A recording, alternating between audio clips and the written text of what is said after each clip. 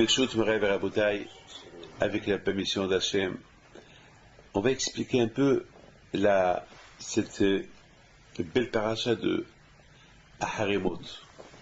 Aharimot, c'est après la mort de Nadab et Abihu. Nadab et Abihu, ils étaient deux Kohanim que lorsque les Juifs dans le désert, ils ont inauguré le tabernacle, c'est impressionnant.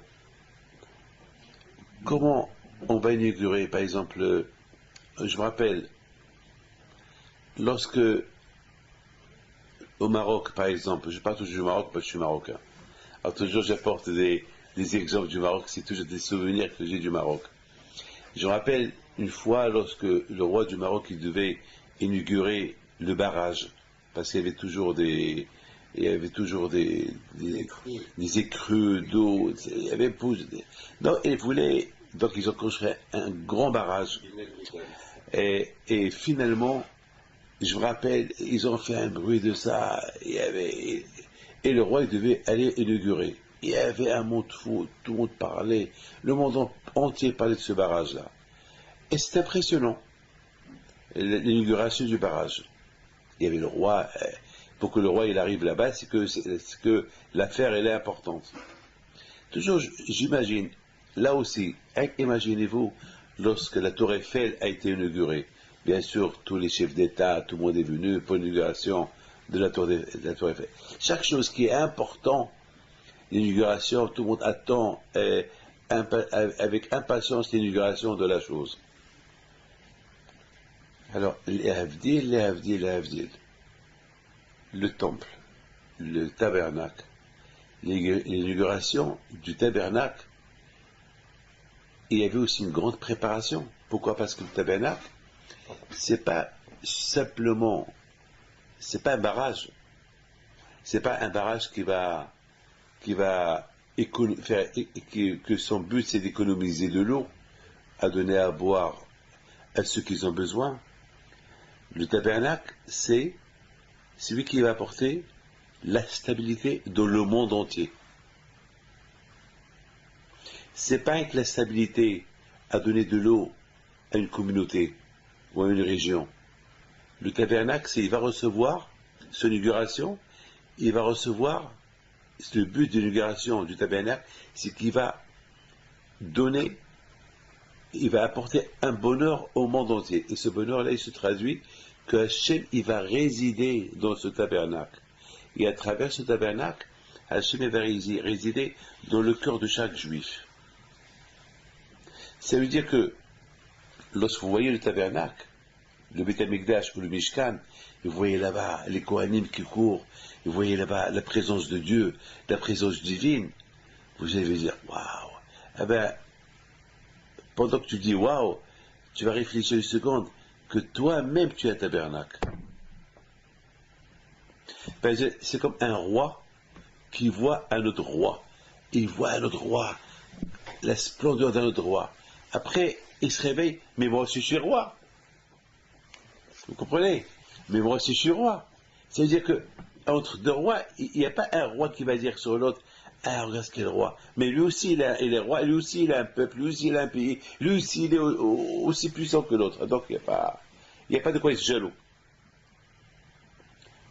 Un tout petit roi, un roi d'une ville, il peut être jaloux d'un roi d'un pays.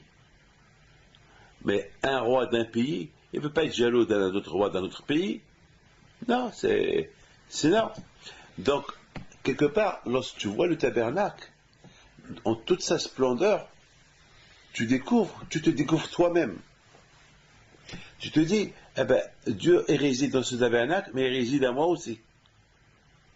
Il réside en moi aussi. Donc, le tabernacle, il te rappelle ton image. C'est comme le miroir, un miroir. Tu te vois dans le miroir. Tu te vois. Tu te vois. Donc le tabernacle, il te rappelle ta personnalité. Parce que le but du tabernacle, c'est de te rappeler que de même façon que Dieu réside dans le tabernacle, il réside en toi aussi. Donc lorsque la Shekhina, l'auréole d'Hachem est descendue sur le tabernacle, eh ben, il est descendu, elle est descendue, ben, elle a rempli le cerveau et le cœur de chaque juif. Donc, à partir de maintenant, la chaîne réside dans le cœur de chaque juif. Pourquoi? N'oubliez pas que les juifs, ils ont fait le veau d'or. Et lorsque les juifs ils ont fait le veau d'or, la Shekhina, l'auréole de Dieu, a disparu, est partie. Et maintenant, avec la construction du tabernacle, elle est revenue, elle est redescendue. Alors, écoutez,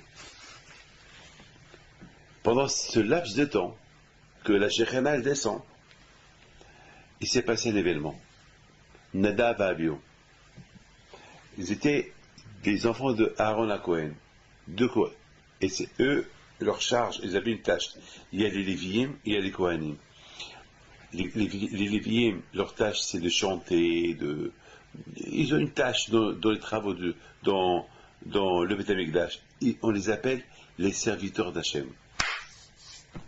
Et les Kohanim, eux, s'occupent des sacrifices, des korbanot, tous les sacrifices qui se faisaient dans le temple. Et Nadav et Abihu, c'était les Kohanim. Eux, lorsque ils ont vu la Shekhina qui descend, ils savent, écoutez, c'est comme ça moi j'explique la chose. Ils savent que la Shekhina, en descendant, non seulement elle va remplir, elle va sanctifier le tabernacle, mais elle va sanctifier en même temps tout le peuple juif. Alors, ils ont fait un geste un peu plus poussé pour avoir plus en eux de la résidence de Dieu. C'est comme par exemple, je prends un verre et dans ce verre-là, je vais mettre une bouteille. Je vais remplir ce verre-là, je vais mettre une bouteille entière dans ce verre-là. Or, je sais que ce verre-là, il peut contenir le quart d'une bouteille. Oui ou pas? Pas une bouteille entière. Attends, ça va déborder. Nadav et Abihu, ils ont fait un geste pour avoir plus. Et ce plus qu'ils ont voulu avoir, leur corps ne pouvait pas le supporter. Ils sont morts. Et c'est ce que la Torah dit. Nadav et Abihu, ils ont fait un geste en vouloir s'approcher d'Hachem plus, mais ils sont morts. C'était fatal pour eux. Alors maintenant, la paracha de la semaine de Harimot, après la mort de Nadav et Abihu. Je me suis posé une question. Pourquoi on nous dit après la mort de Nadav et Abihu? Hachem y parle à Moshe Rabbeinu après la mort de Nadav et Abihu. Pourquoi? Eh bien, la paracha s'appelle Harimot. La paracha s'appelle Harimot, après la mort. Je me suis posé une question. Pourquoi la Torah, elle écrit le mot Hachem, il a parlé à Moshe après la mort de Nadav et Abihu. Et Hachem, il a parlé à Moshe Rabbeinu, dit à Aaron de ne pas venir au Beth Amikdash quand il veut. C'est tout.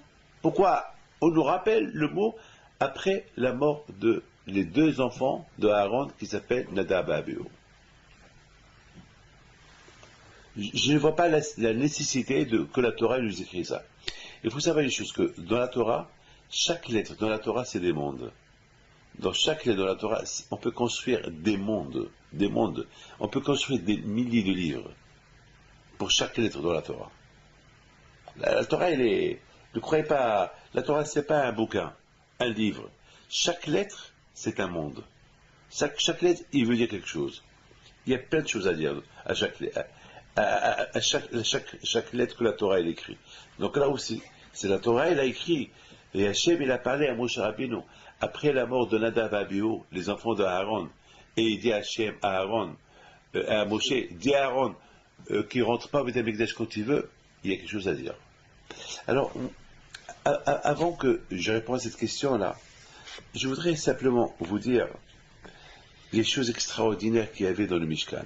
Après, je vous raconte une super histoire sur Rabbi Haim Pito Alav Shalom. Super histoire que j'ai écoutée. Super histoire. Tout d'abord, on va essayer de comprendre. Chacun me demande c'est quoi le tabernacle? C'était quoi le but du tabernacle? Et aujourd'hui que le tabernacle il n'y a plus. C'est quoi? Alors qu'est-ce qu'on fait aujourd'hui? Mais tu n'avais pas le tabernacle. Écoutez déjà, c'est écrit dans le Midrash. Écoutez bien ça. Lorsque les Juifs, ils faisaient les sacrifices dans le Beth Amikdash,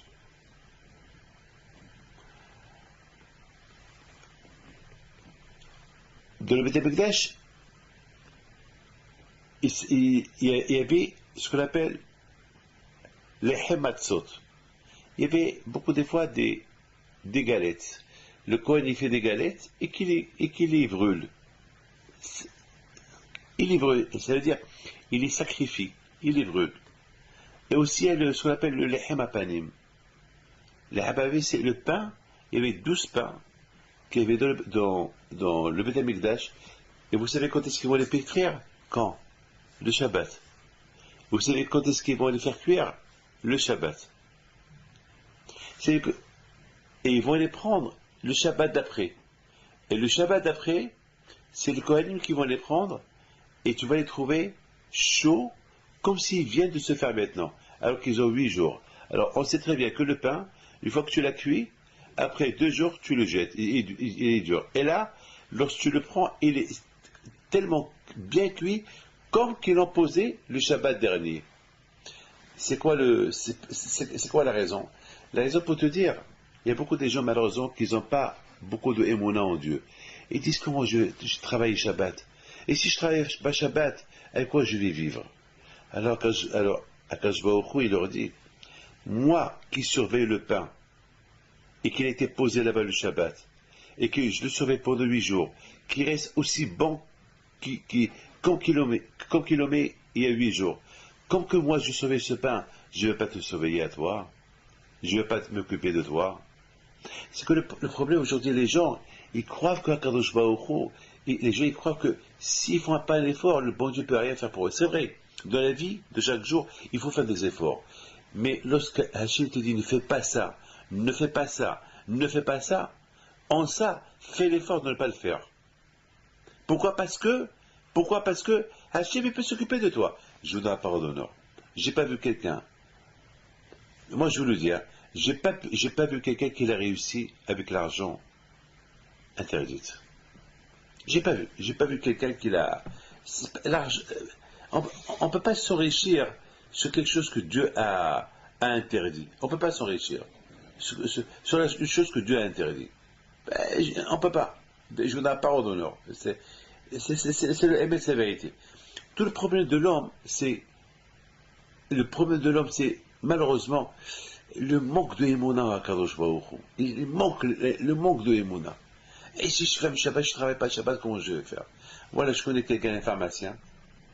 Il avait des problèmes. Parce qu'il avait des problèmes là où il travaillait une fois à cause du Shabbat. Il a ouvert une pharmacie, il a fait le Shabbat.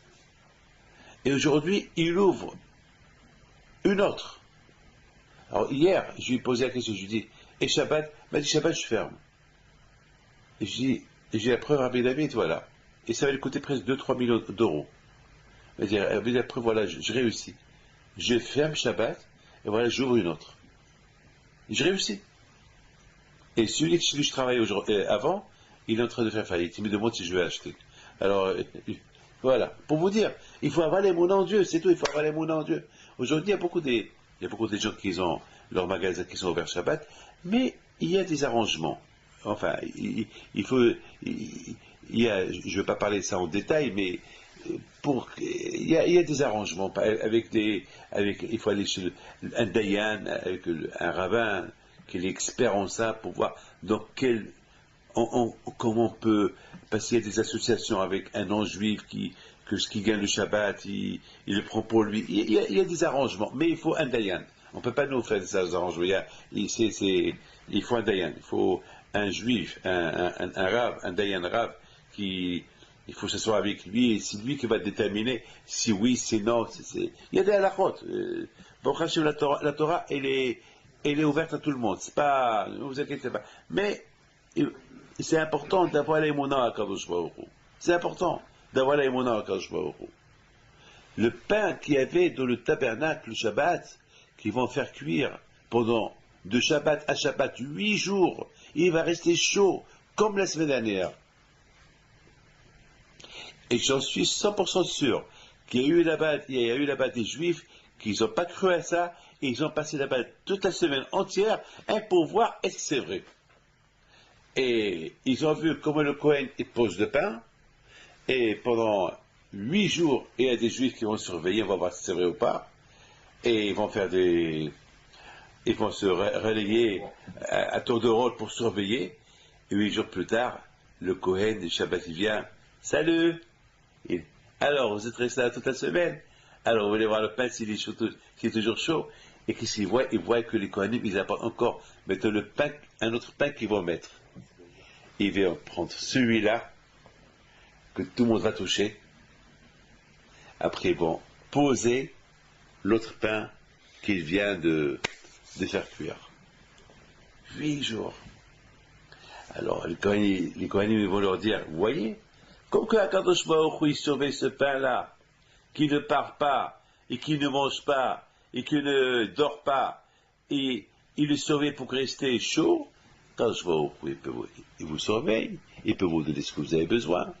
Moi, je pense que c'est ça là. C'est ça là. Mais, le Midrash, il dit, tous les sacrifices qu'on faisait dans le temple, grâce à ça, le blé dans le monde entier, il est béni. Grâce à ça, le blé dans le monde entier, il est béni. Et grâce au Bikurim, les premiers fruits qu'on apporte au Beth Amikdash, grâce à cette mitzvah-là, tous les fruits du monde entier, ils sont bénis. Parce que les Juifs se posent la question, et pourquoi on apporte des fruits au Beth Amikdash? Et pourquoi on va faire cuire le pain et les matzot? Eh bien, c'est grâce à ça. Le blé, il va être béni, et même 100%, tous les animaux qu'on sacrifie au Beth Amikdash, c'est grâce à ça que les gens, les fautes des gens, ils sont pardonnés, et c'est grâce à ça que l'abondance, il y a dans le monde. C'est-à-dire que le Beth Amikdash, il a apporté que le bonheur. Que le bonheur. Et la Gemara raconte une histoire sur Rabbi Yonatan ben Eliezer. Une fois, il était assis sous un arbre, un figuier, c'est ça? Un figuier. Et ce figuier-là, il faisait des figues super, des jolies figues. Et la bracha qu'il y avait en Eretz Israël. Et lorsque la rosée est tombée, la rosée tombe sur ces figuiers-là, et après ces figuiers-là, ils vont grandir, ils vont devenir tellement belles, et qui sont, après ces figuiers, ils ont fait du miel. Il y avait comment ça s'appelle, comment ça s'appelle, pas une abeille, il y avait, comment ça s'appelle,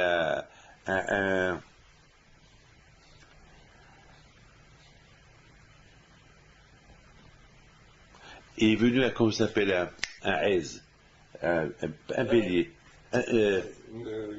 une chèvre, et la chèvre, elle s'est assise là-bas en train de manger ça, et le lait a commencé à sortir d'elle.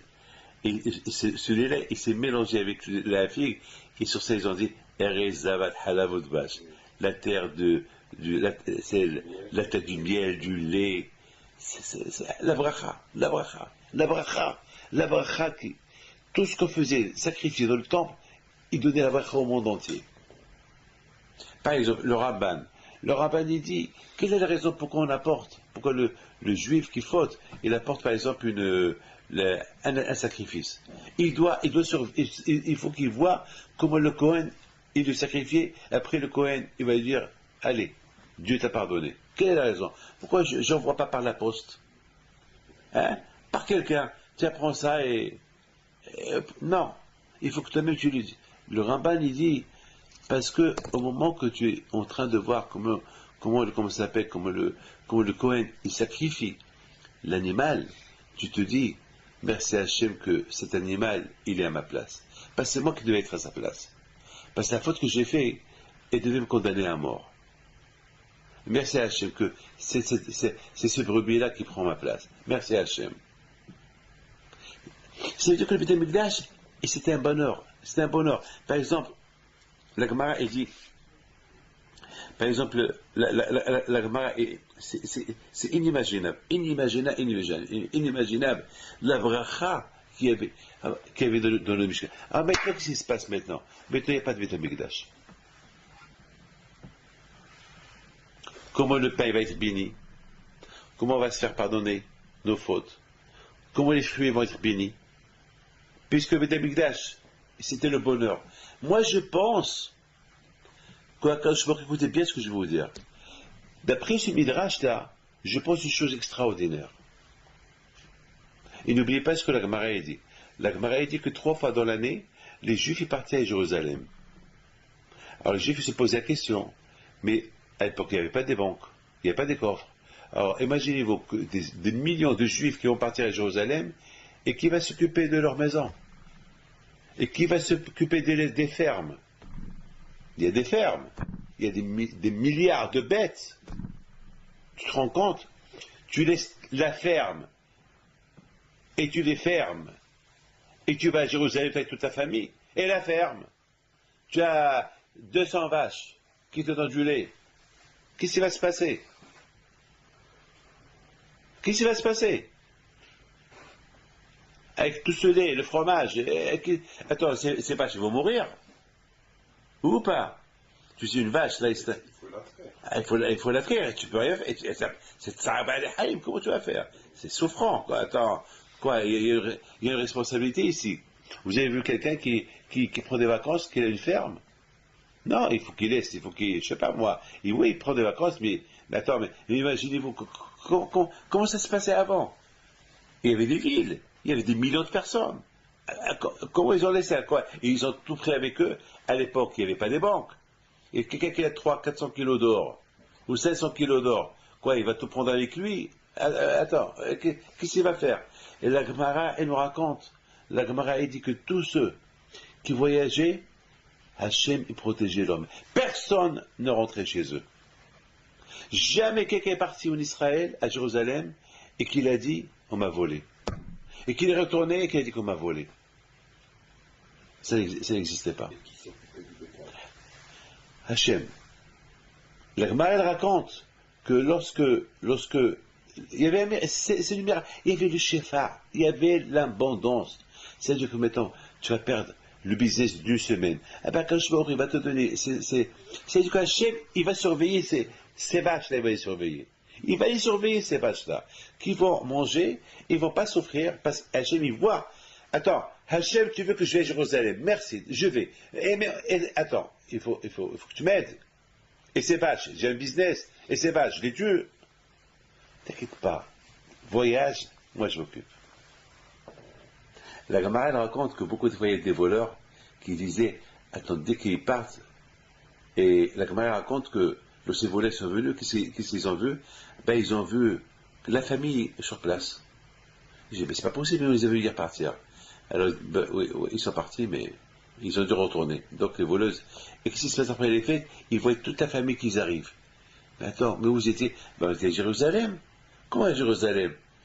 2 semaines, 3 semaines, oui. Mais on vous a vu ici. Nous, mais t'es fou. Nous, t'es pas là. Mais on a vu la lumière, on t'a vu toi, madame, on t'a vu toi, monsieur, tu rêves, on n'était pas là. Le Malachim est descendu, il s'est transformé en homme de maison. C'est la Gemara, c'est pas moi qui raconte ça. Ça, c'est la Gemara qui raconte ça. C'est la Emouna. Le peuple juif, son existence, c'est du miracle. C'est du miracle. Nous, on tient qu'avec des miracles. On ne peut pas imaginer qu'est-ce qu'on fait là. D'où on est. C'est dur. Être juif et respecter le judaïsme et tout ça, à la période dans notre période aujourd'hui, c'est pas facile. On voit tout le monde veut s'arracher. Écoutez, moi, un catholique, il me l'a dit en Amérique il y a 3 semaines. Il m'a dit, je comprends pas. Il m'a dit, j'adore les juifs. C'est un catholique. Et il m'a donné $10,000. Il m'a dit, voilà, si vous pouvez aider les pauvres à Pessah en Israël ou là où il y a des pauvres. Je crois qu'il m'a donné même $12,000. Et je ne voudrais pas redonner. Il pleurait. Il dit, mais je ne sais pas ce qu'ils veulent de vous, les gens. Qu'est-ce qu'ils veulent de vous des gens? Il a dit, moi, qu'est-ce qu'ils veulent de vous des gens? Pourquoi ils veulent vous tuer? Ils veulent la Shoah? Pourquoi ils veulent vous détruire? Pourquoi? Je ne comprends pas. Je lui dis, je m'excuse, je lui dis, vous êtes juif? Il m'a dit, non, je suis catholique. Je suis catholique, je suis catholique. Mais je respecte, et je sais que vous les juifs, vous êtes très, très proches de Dieu, et je sais tout ce qu'on dit de vous, c'est bidon, et vous êtes une bénédiction pour nous. Et votre présence, votre existence, c'est ça qui fait qu'on devait vous respecter plus. Parce que c'est pas possible que, avec tous les Shoah qu'il y a eu depuis des milliers d'années où vous êtes encore là, c'est pas possible. C'est qu'il y a une force qui vous protège. Et on croit en ça. On croit qu'il y a une... Et on sait que vous êtes protégé. Et cela émet. Cela émet. Si vous voyez ce que la Gemara elle raconte, sur tous ces millions de Juifs qui partaient à Jérusalem et qui laissaient la maison ouverte. Et personne ne rentrait.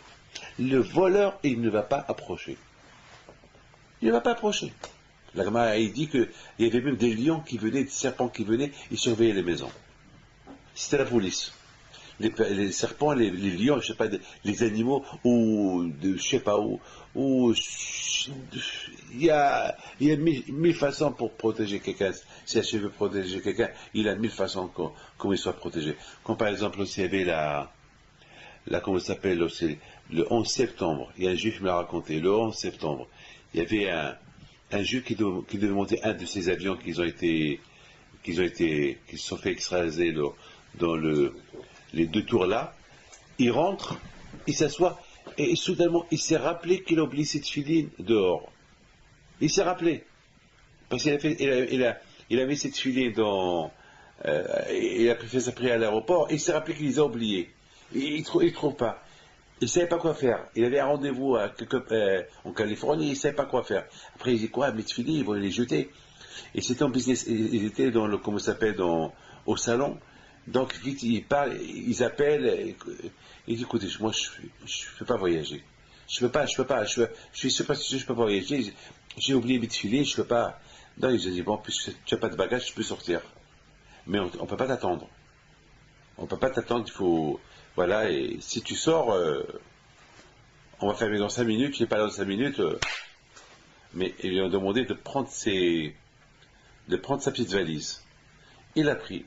Ben, le temps qu'il est arrivé, ben, l'avion est parti. Et vous connaissez le reste de l'histoire. L'avion est tombé, et c'est les filines qui l'ont sauvé. C'est un des miracles, je ne sais pas. Malheureusement, il y a d'autres qui n'ont pas été sauvés, il y a d'autres qui sont morts. Bon, la vie est entre les mains de Dieu. Vous comprenez? La vie est entre les mains d'Hachem. Donc maintenant, malheureusement il n'y a pas le Beth Amikdash. Le Beth Amikdash, comme je vous ai expliqué, c'était symbolique. Le Beth Amikdash, il apportait la bénédiction à tout. Il apportait la bénédiction à l'argent. Il apportait la bénédiction à l'or, à la vie, à la pluie. C'est pour ça. Il y avait le Beth Amikdash aussi, on jetait le vin, le Nisur HaYayin, on jetait le vin dans le Kohen, de temps en temps, il prenait un peu de vin et le jetait dans l'autel de sacrifice. Donc, tout ce qu'on utilisait dans le Mishkan était béni. C'est-à-dire, le blé, il est béni parce qu'on utilisait le Mishkan. L'or, il est béni parce qu'il était dans le Mishkan. L'argent, il est béni parce qu'il était... les animaux sont bénis parce qu'ils étaient utilisés. Le vin, il est béni parce qu'on utilisait le Mishkan. Donc, tout ce qui était utilisé le Mishkan, il est béni. Alors maintenant, qu'il n'y a pas de Beth Amikdash. Avec quoi l'argent il est béni, avec quoi l'orge et le blé il est béni, et avec quoi grâce à la Torah. Grâce à la Torah. Maintenant, on comprend tout à l'heure, je vous ai dit tout à l'heure, il y a une question qui se pose. Kashmori, il veut qu'on fait le tabernacle. Il veut qu'on lui fait une maison. Mais Hachem dit, faites-moi une maison, mais je vais résider en vous. Alors pourquoi tu veux le Mishkan? C'est comme si tu me dis, réserve-moi une chambre d'hôtel, mais je dors chez toi. Tu vois? Réserve-moi une chambre d'hôtel, mais je dors chez toi. Ah, c'est quoi? C'est quoi? C'est-à-dire, la chambre chez toi, je veux qu'elle soit aussi confortable que celle de l'hôtel. D'accord? Vous avez compris? C'est-à-dire que la Kadosh Baruch Hu, il dit comme ça aux Juifs. Vous faites le Mishkan, le tabernacle, mais au fait, ce tabernacle-là, il va être saint. Il va être un lieu saint. Mais sachez que je vais résider en vous. Ça veut dire que, de la même façon que je vais sanctifier le Mishkan, je vais vous sanctifier. Vous savez, pour moi, vous êtes l'équivalent. Ça veut dire que si jamais un jour il n'y aura pas de Mishkan, vous allez rester. Donc ça veut dire que aujourd'hui, il n'y a pas de fruits qu'on apporte au Mishkan. On apporte un don à un rabbin, comme si on apporte les bikurim au Mishkan. Ça veut dire que même que le Beit HaMikdash aujourd'hui n'existe pas, mais l'homme lui-même c'est un Beit HaMikdash. L'homme lui-même c'est un Beit HaMikdash. Surtout lorsque l'homme il étudie la Torah. La Torah elle apporte le bonheur. La Torah elle apporte le bonheur comme qu'il apportait le Mishkan. Lui, le tabernacle, le bonheur qu'il apporte au tabernacle, c'est ça ce que la Torah aussi elle apporte. Un homme, Dieu est résident en homme, surtout lorsqu'il est attaché avec Akadosh Baruch Hu. Je voudrais raconter une histoire. Vous savez que une fois Rabbi Haïm Pito Alav Shalom, mon grand-père, il vient chez lui, et ça on me l'a raconté avant-hier. Lorsque Jérusalem, on me l'a raconté. Et c'est le beau-père de Rav Asayag. Il me l'a raconté, il m'a dit, Rabbi Dave, vous savez que une fois Rabbi Haïm Pinto, il me raconte que son voisin lui a raconté qu'une fois, et ce monsieur-là il est vieux, c'est un monsieur vieux, mais qu'une fois Rabbi Haïm Pinto il va chez son voisin, il lui dit, hey Yaakov, je me rappelle pas de son nom, mais il dit, Yaakov, j'ai besoin de temps, il faut que tu me prêtes temps, donne-moi temps. Alors le monsieur lui dit, Rabbi, je ne peux pas te prêter parce que je ne travaille pas et je n'ai pas d'argent. Rabbi lui dit, et surtout la somme que tu me demandes, je ne l'ai pas. Il dit, Rabbi plutôt, dans ta poche, tu as tant. Le juif, il regarde. Mais comment tu sais que j'ai tant? Il dit, parce que je sais que tu as tant. Alors, ne me dis pas que tu n'as pas. Alors, c'est des grands choix, tu me les prêtes, je te les rends demain. Et parce que tu as dit, après il regarde. Il dit, mais parce que tu m'as dit que tu ne travailles pas, demain tu trouveras du travail. Parce que tu ne pries pas assez.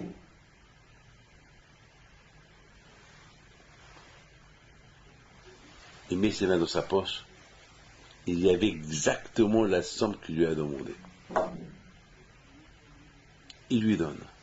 Il lui donne. Le lendemain, Rabbi Haïm Pinto, il va chez lui. Yaakov, voilà ton argent. Hé, Yaakov. Alors, il descend. Acham, je ne les veux pas. Non. Je t'avais dit hier, je veux. Et voilà. Tu as trouvé le travail aujourd'hui? Acham, j'ai trouvé le travail aujourd'hui. Mais comment cette tzadikim il faisait? Comment? Mais la plus belle histoire, c'est ce qu'il m'a raconté le Rav Berda. Il est un des rabbins chez nous ici. Il est parti avec sa femme en Espagne pour passer Pessah. Lorsqu'ils sont partis, ils se sont rappelés qu'il n'a pas porté le passeport de sa femme. Pas de passeport. Mais te retourner, c'est grave. Non, ils sont partis en voiture. Retourner, ils sont partis déjà à la frontière. C'est Pessah. Comment ils vont faire? Il a dit à Rabbi Haïm Pinto, il a appelé Rabbi Haïm Pinto. Avec toutes les histoires qu'il écoute ici, il a dit à sa femme, on va appeler Rabbi Haïm Pinto par son mérite. Maintenant, ils passent, on ne les a pas arrêtés. Ils les ont regardés, ils n'ont pas demandé. Mais maintenant, le problème, c'est le retour. Et le retour, lorsqu'ils étaient au retour, qu'est-ce qu'ils voient? Ils voient de la frontière une queue. Il y avait la police, elle ne ratait aucun. La police, elle ne ratait Aucun. Il y avait au moins 50 policiers, la police de partout, il ne ratait aucun. Alors, ils étaient dans tout leur état. Il a dit, ben, quand on est rentré avec les échos de Rabbi Haïm Pinto, on avait appelé Rabbi Haïm Pinto encore. Soudainement, qu'est-ce qui s'est passé? Qui peut me dire? Il faut qu'il vous le raconte. Qu'est-ce qui s'est passé? Qu'est-ce qui s'est passé? Il s'est passé qu'il y avait une voiture, je ne sais pas, qui s'est énervée, il ne voulait plus attendre, il a attrapé un coup de folie, et elle a foncé, et elle est partie. Dès qu'elle est partie, toute la police, il est parti derrière elle. Ils sont partis. Mais c'est la folie. Ils ont arrêté le monsieur. Mais entre-temps, tout est parti. Mais attends, j'ai jamais entendu ça dans ma vie. Comme que lui nous a aidé à passer une bonne fête de paix, il m'a apporté 500 euros. Voilà, ils sont là. Et voilà. Il me les a donnés avant-hier. Il m'a dit, j'ai fait un vœu. Parce que, il m'a dit, parce que, ça c'est pour la tzedaka. Il m'a dit, parce que si on nous aurait arrêtés, ben on aurait perdu 3-4 000 euros de Pessah. On a fait un vœu, et voilà. C'est de la folie. C'est de la folie. Ça veut dire que, aujourd'hui, il n'y a pas le Beth Amikdash, il n'y a pas le tabernacle, mais chaque juif, chaque tzaddik, c'est lui-même qui représente le tabernacle. Il peut apporter le shofar. C'était ça le but du tabernacle. Le but du tabernacle, c'est quoi? Qui va être l'équivalent du tzaddik. Que le tzaddik va être l'équivalent du tabernacle. Que la bracha qui va apporter le tabernacle va l'apporter le tzaddik. Maintenant, je termine avec ça. Maintenant, on comprend très bien pourquoi cette belle paracha là, écoutez bien, cette belle paracha, et ne pas après la mort de Nadab et Abihu. On a posé une question. Pourquoi la Torah nous dit que Hachem a parlé avec Moshe Rabbeinu après la mort de Nadab et Abihu? Parce que ils voulaient s'approcher davantage de Dieu, ils sont morts. Et Hachem dit à Moshe Rabbeinu, dit à Aaron de ne pas venir chaque fois au temple. Je commence à réfléchir. Pourquoi on nous dit après la mort de Nadab et Abihu? Et j'ai réfléchi, j'ai pensé comme ça. J'ai dit que Nadab et Abihu, eux, a priori, ils ne devaient pas mourir. Après tout, qu'est-ce qu'ils ont voulu faire? Ils ont voulu s'approcher davantage à Dieu. Et alors, que le bon Dieu leur donne un peu plus, Azma. Oui ou pas? Qu'il leur donne un peu plus. Ce peu plus, le bon Dieu peut pas te donner. Il faut travailler pour. Tu ne peux pas avoir plus gratuit. Les pompes Tzaraga, selon ce que tu travailles, tu obtiens. Le plus, tu ne peux pas l'obtenir comme ça. C'est-à-dire que eux, ils ne pouvaient pas, c'est vrai, l'idée à eux était bonne, mais ils ne pouvaient pas avoir plus que les autres. Avoir plus que les autres, c'est impossible. C'est quand, par exemple, on est tous attablés. Il y a des maigres, il y a des garçons très maigres, il y a des moyens et des gros. Et je suis en train de servir. Je ne vais pas donner une boulette à chacun. Je vais donner une boulette au maigre, mais le gros, que je sais qu'il dévore 10 boulettes, je ne vais pas lui donner une boulette. Ou pas?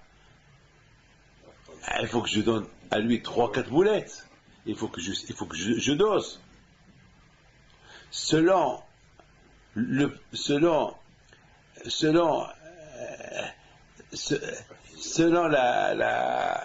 besoin, tu obtiens. Une fois, j'ai dit, pourquoi moi les gens me donnent plus d'argent à mon père que mon père? Il y a des gens qui étaient riches, ils donnaient à mon père 100 euros, et à moi, ils me donnent 2 000, 3 000, 4 000, 5 000, 10 000 euros. Pourquoi? Alors quoi, je suis mieux que mon père? Et c'est grâce à mon père qu'ils sont devenus riches. Et pourquoi mon père, il lui donnait peu, et moi, 20 fois plus? La raison, elle est simple. c'est de là que j'ai appris que Hachem, il te donne selon ce que tu as besoin. Mon père, il n'avait pas des yeshivas. Mon père, il n'avait qu'une famille. Donc, quand je vais lui donner selon ses besoins. Moi, j'avais à l'époque des yeshivot. Donc, je me donne selon mes besoins. Hachem, il donne selon les besoins de l'homme. Alors, beaucoup des fois, des gens, ils veulent plus. Quand je vois et le plus qu'ils veulent, ils veulent encore plus. Mais attends, Akash Baruch Hu, il sait à qui. Alors, Akash Baruch Hu, il sait ce qu'il fait. Pourquoi les gens, ils veulent devenir plus riches sur le compte de la prière. Ils vont pas faire la prière pour avoir plus d'argent. Non, c'est pas bien, tu vois. La prière, c'est la prière, et l'argent, c'est l'argent. De toute façon, ce que tu vas gagner aujourd'hui, tu l'auras. Que tu fais ta prière, que tu ne le fais pas, tu l'auras. Alors moi, je vais gagner deux choses à la fois. Pourquoi non, si je vais à la prière maintenant, je vais perdre. Mais non, Hachem va te donner. Nadav Abihu, il voulait plus. Il n'était pas capable de recevoir plus.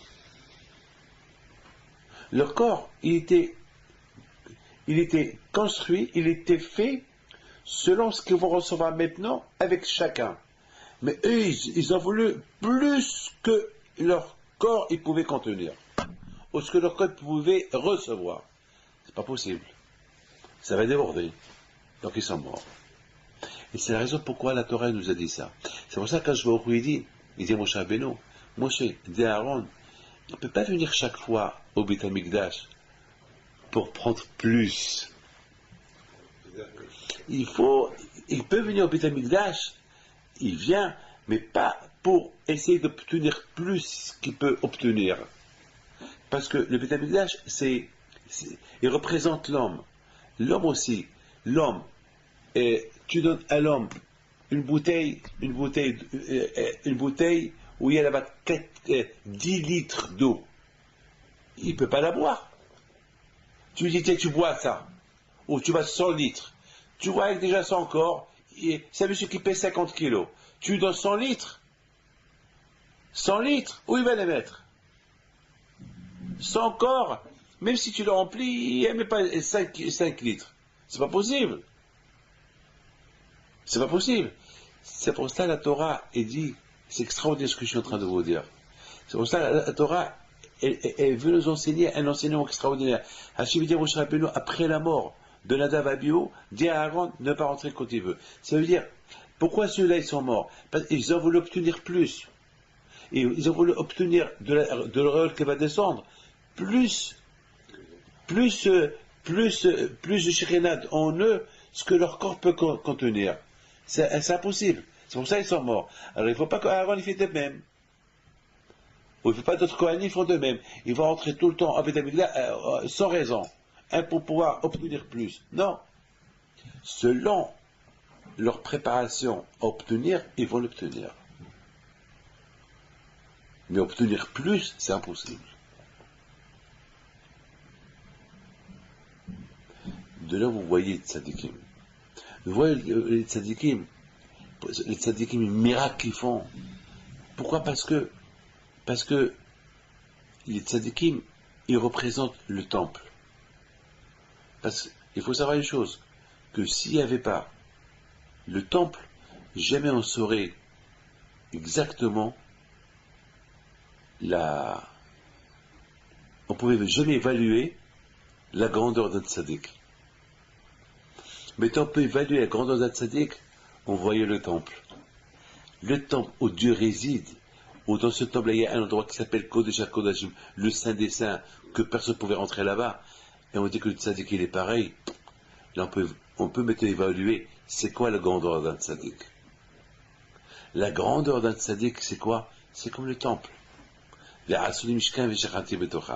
le tzaddik il monte grade par grade. Selon ce qu'il a fait aujourd'hui, demain il va obtenir plus. Et selon que demain il va vivre, demain il va obtenir plus après-demain. Et c'est comme ça, chaque jour. Mais à l'âge de 5 ans, tu vas obtenir ce que tu vas obtenir jusqu'à l'âge de 70 ans, c'est impossible. Ça, c'est un travail de chaque jour. Ça, c'est un travail de chaque jour. Par exemple, je te dis, tu vas vivre 80 ans, tiens, tu vas manger maintenant pour 80 ans. Comme ça, pendant 80 ans, tu ne vas pas manger. C'est impossible. Ne demande pas les choses qui sont impossibles. Mes enfants, que le bon Dieu vous protège, que je vais vous dans la santé, bracha, vatzlaha, la panassa, et bisrut rabbihin pito.